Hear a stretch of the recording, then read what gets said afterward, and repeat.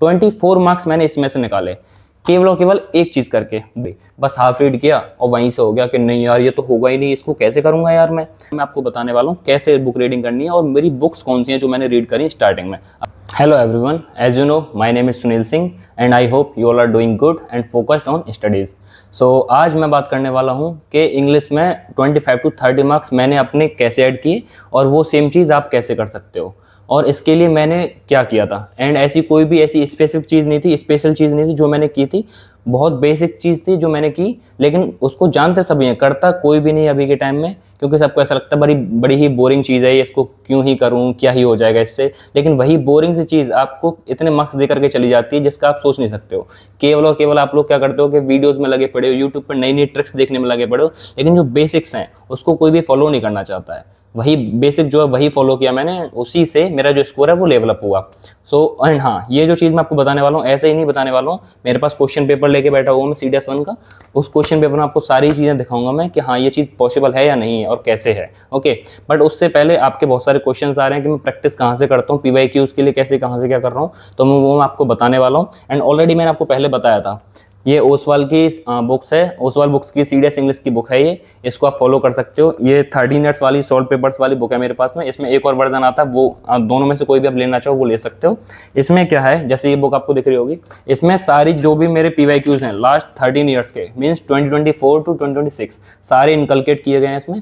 Plus इसमें जितने भी क्वेश्चंस हैं उनके आंसर के साथ साथ उसका एक्सप्लेनेशन भी दिया गया। अगर कहीं पे मैं फंसता हूँ या कोई भी डाउट आता है, जैसे कि ये आपको देख रहा होगा यहाँ पे क्लियरली इसके ऑप्शंस के साथ साथ में इसका एक्सप्लेनेशन भी दिया गया है। अगर आपको कोई भी इशू आता है तो वो आप इजीली वहाँ से सॉर्ट आउट कर सकते हो।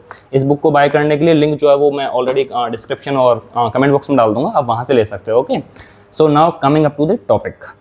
अब मैं आपको क्वेश्चंस गिनाने वाला हूँ कि कौन से क्वेश्चंस हैं जो हम बुक रीडिंग की हेल्प से अपने मार्क्स को इंक्रीज कर सकते हैं। स्टार्ट करते हैं। डिस्कोर्स मार्कर 5 क्वेश्चंस आते हैं straight forward. S1 S6 10 questions आते हैं, क्वेश्चंस काउंट करते रहना, ठीक है।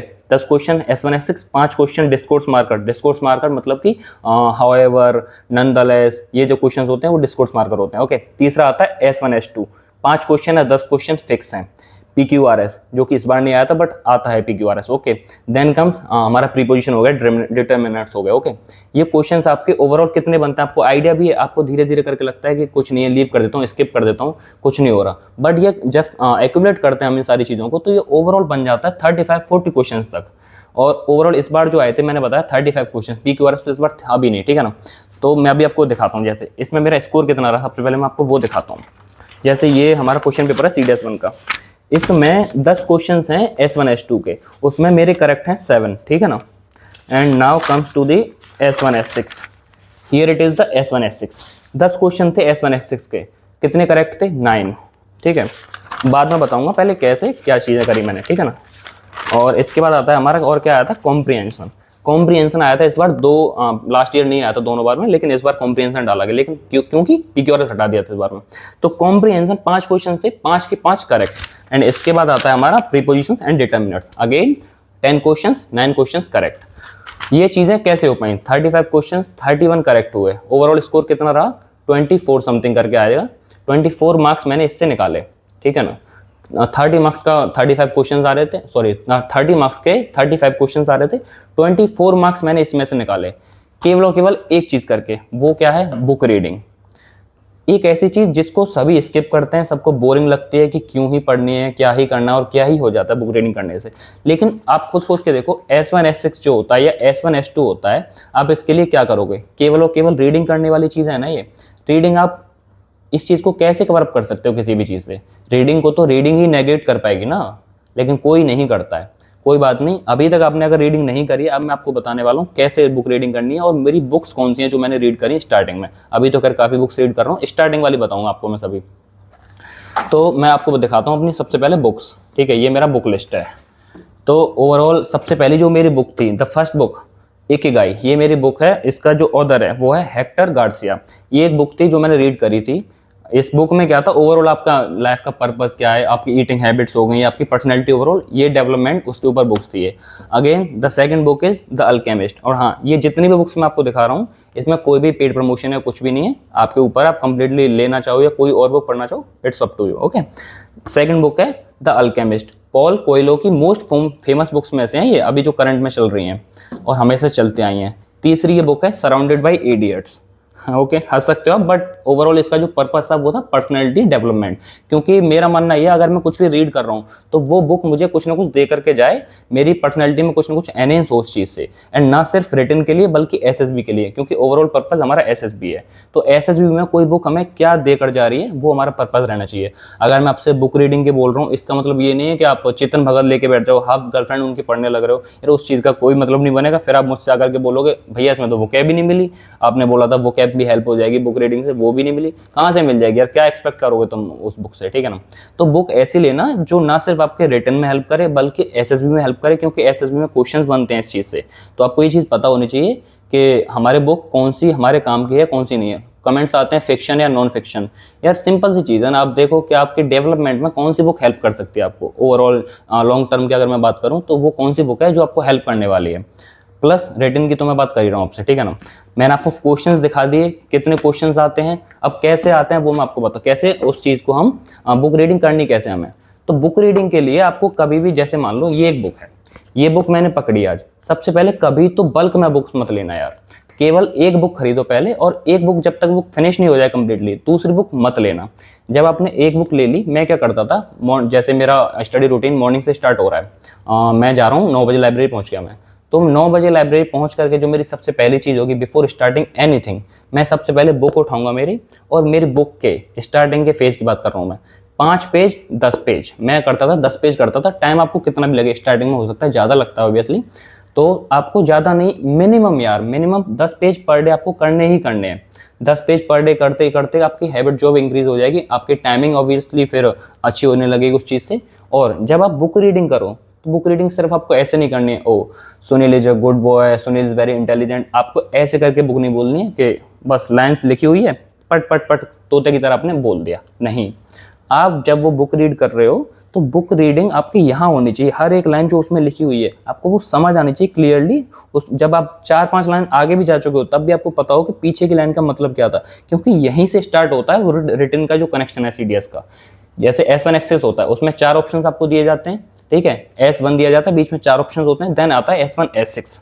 तो S6 और S1 के बीच में 4 ऑप्शंस है, वो आपको रिलेट कैसे करने हैं वो वहीं से निकल के आता है बुक रीडिंग से।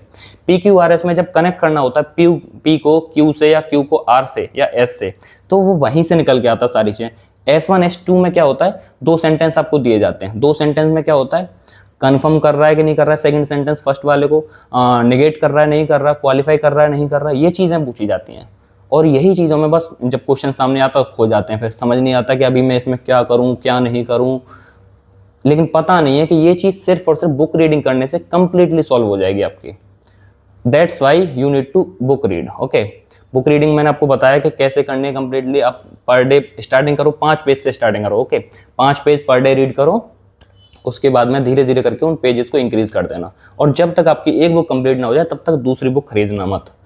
मैंने आपको कौन सी बुक लेनी है वो मैंने आपको समझा दिया, इट्स टोटली योर चॉइस। आप जो भी बुक पढ़ना चाहते हो मैंने अभी आपको बता दिया कौन सी बुक आपको पढ़नी चाहिए, but again it's your choice. क्योंकि अगर आपको रिटन क्लियर करना है और पर्पज़ क्या है आपका, तो आप ऑब्वियसली बात है कि अच्छी बुक अपने लिए चूज़ करोगे जो आपकी पर्सनैलिटी को एनहेंस करे कहीं ना कहीं। ऐसी बुक होनी चाहिए। आप डिफेंस रिलेटेड बुक ले सकते हो, वो आपके काम आएगी। कोई भी ऐसी बुक हो जो करंट में चल रही हो बहुत ज़्यादा, ठीक है, वो आपके काम आएगी। प्लस उसकी इंग्लिश जो ऑब्वियसली अच्छी होनी चाहिए, बहुत ज़्यादा बेसिक भी ना हो, थोड़ा अच्छे लेवल की हो, ऐसी बुक आप देखना कोई भी। इसमें हम न्यूज़पेपर को भी ले सकते हैं, न्यूज़पेपर भी कोई पीछे नहीं है न्यूज़पेपर में। लेकिन न्यूज़पेपर में भी लोग गलती करते हैं कि सारे न्यूज़पेपर को स्टार्टिंग पहले पेज से लास्ट पेज तक लग जाएंगे पढ़ने। आपको न्यूज़पेपर में ऐसा नहीं करना होता है। हमारे न्यूज़पेपर में सिर्फ हमें जो रीड करना होता है वो होता है हमारे डिफेंस अफेयर्स, वर्ल्ड अफेयर्स, जो भी ट्रेड डील्स चल रही हैं वो हुई, ठीक है ना। अभी जैसे हमारी एक मेगा डील हुई थी, ठीक है, उसके लिए हम ऐसी डील्स को पढ़ सकते हैं। प्लस स्पोर्ट्स हो गया, स्पोर्ट्स के रिलेटेड क्वेश्चंस आते हैं वो पढ़ सकते हैं। तो इसमें आपका करंट अफेयर्स भी कंप्लीट हो जाएगा और उसके अलावा आपका जो रीडिंग का पोर्शन है वो भी कंप्लीट कवर हो जाएगा। अब खुद बताओ आपके मार्क्स इसमें कैसे नहीं बढ़ेंगे आखिर, अगर आप कॉन्टिन्यूसली एटलीस्ट 2 to 3 मंथ्स अगर आप बुक रीड कर रहे हो। डेफिनेटली यार, जब आपके सामने क्वेश्चन आएगा ना, आपको पता भी नहीं चलेगा वो क्वेश्चन को कब कंप्लीट रीड कर दोगे और कब क्वेश्चन को आंसर कर दोगे। क्वेश्चन आपके सामने आता था पहले, आप क्वेश्चन को देख रहे हो और पता ही नहीं चल रहा है, बस और रीड, सबसे मेन चीज़, आप रीड करने से ही डरते थे S1 को। मेरे को तो ऐसा फील हुआ है कि S1 को लोग रीड ही नहीं करते कंप्लीटली, बस हाफ रीड किया और वहीं से हो गया कि नहीं यार ये तो होगा ही नहीं, इसको कैसे करूँगा यार मैं, तो वहाँ से उसको सीधा एस्केप मार के और आगे क्वेश्चन पे। तो कुछ चीज़ें होती हैं जिनका जो सॉल्यूशन है वो बड़ी बेसिक चीज़ों में छुपा होता है, लेकिन हम बहुत ज़्यादा एक्स्ट्रा भागते हैं। प्रीपोजिशन का मैंने आपको बताया, प्रीपोजिशन में आप जानता हूँ कि चलो रूल्स होते हैं कुछ, आप उनको रिवाइज करोगे, लेकिन कितनी प्रीपोजिशन रिवाइज कर लोगे यार, कितनी पढ़ लोगे? एट द एंड चीज़ तो वो रीड करने की है ना, ठीक है, तो वहीं से सॉल्व होगी वो। हो सकता है कुछ एक्स्ट्रा ऑर्डिनरी हो जो कि हाँ आपको रीड करनी पड़ेंगी, डेफिनेट सी बात है, लेकिन जितनी भी आपकी यहाँ तक के लेवल की हैं, यहाँ तक की हैं, वो सारी इसमें कवर अप हो जाएंगी। स्पेसिफिकली इस बार जो जितनी भी आई थी वो सारी आपकी रीडिंग में कवर हो सकती थी। ओके, सो यही सारी चीज़ें हैं जो आपको करने की नीड है। आई होप आपको वीडियो समझ में आई हो अच्छे से, और इसको फॉलो करना प्लीज़। अगर फॉलो कर सकते हो तभी वीडियोज़ को देखने का कोई मतलब बनता है, अदरवाइज यार वीडियो तो देखते रहो, ठीक है ना। जाने कितने चैनल्स पर आप क्या क्या देखोगे, और हर कोई आपको कुछ ना कुछ बताएगा, लेकिन आप करोगे कुछ नहीं। सो ओके, आई होप आप इसको फॉलो करो, एंड अगर आपको रिजल्ट्स मिलते हैं प्लीज़ कमेंट जरूर करना। ओके, एंड अगर आपकी कोई भी क्वेरी है प्लीज़ कमेंट बिलो, मैं सारे कमेंट्स रीड करता हूँ, सबके आंसर देता हूँ। ओके, एंड सब्सक्राइब करना मत भूलना, क्योंकि ऐसी ही चीज़ें मैं आपको डेफिनेटली बताता रहूँगा आगे के लिए। Till then take care, and हाँ, जो टेलीग्राम चैनल है उसको ज्वाइन कर लेना, वहाँ पे मैं काफ़ी सारी चीज़ें कर रहा हूँ करंट में, तो वो आपको अपडेट्स वगैरह सारी चीज़ें वहाँ पे मिलती रहेंगी। Okay, bye bye, take care.